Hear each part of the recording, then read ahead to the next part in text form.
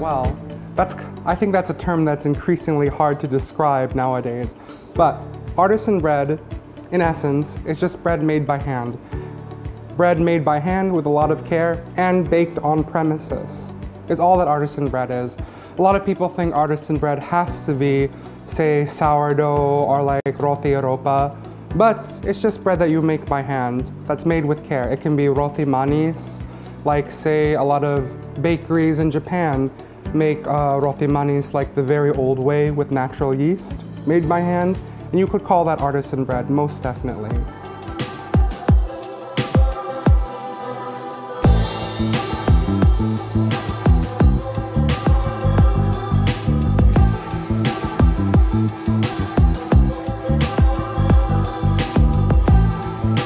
I want to say something like a lot of hearts or something schmaltzy like that, but just with care and a good amount of fermentation too. You want the bread to taste as good as it can. So you don't have to mix it by hand, but it's important to shape it by hand and make most of the bread by hand to really be called artisan bread. There's a lot of factories, especially like in the States and I suppose in Europe as well, that make bread and they call it artisan bread, but there's almost no people involved. It's all made by machines. Our true artisan bread is made by hand and made in not so big batches.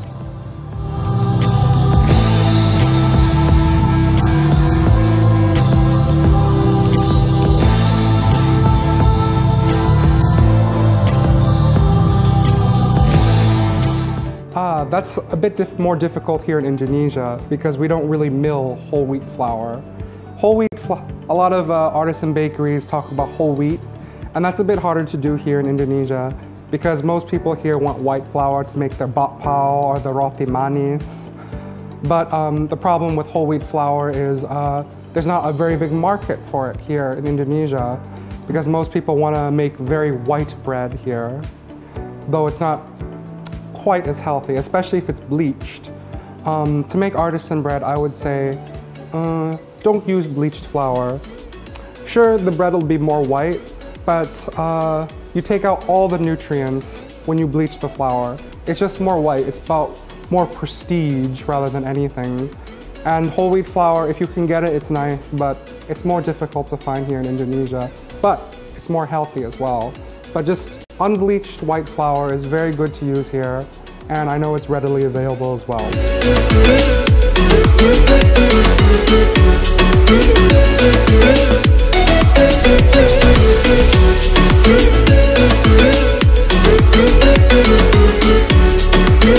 It quite depends. It depends on how much yeast you put into it. Most leavened bread is made with yeast, and you could use fresh yeast or ragi instan. In fact, most of the bakeries here in Indonesia use ragi instan. And it depends. I think for the best quality, like European style bread or Western bread, if you're going to use yeast, just put a little bit of yeast and let it ferment very long. So you get, the longer it sits, the more flavor it gets. But it also depends on the kind of texture you want. If you're making roti manis, yeah, you could put more yeast and it has to rise a bit faster. But it's also good too, and also can be considered artisan bread because you're making it by hand, with care, with love. Pencinta. It's made in a factory. It's made in a factory, it's not made by hand. It's made with as much care as factory standards are, but it's not made with, it doesn't really have that human touch. And also, you'll notice with a lot of artisan breads, like say a sourdough or a roti Europa, young, hard, keras. You see, when you push into the crumb, you cut into it and you push into a slice, it'll spring back. Same with if you make roti manis by hand.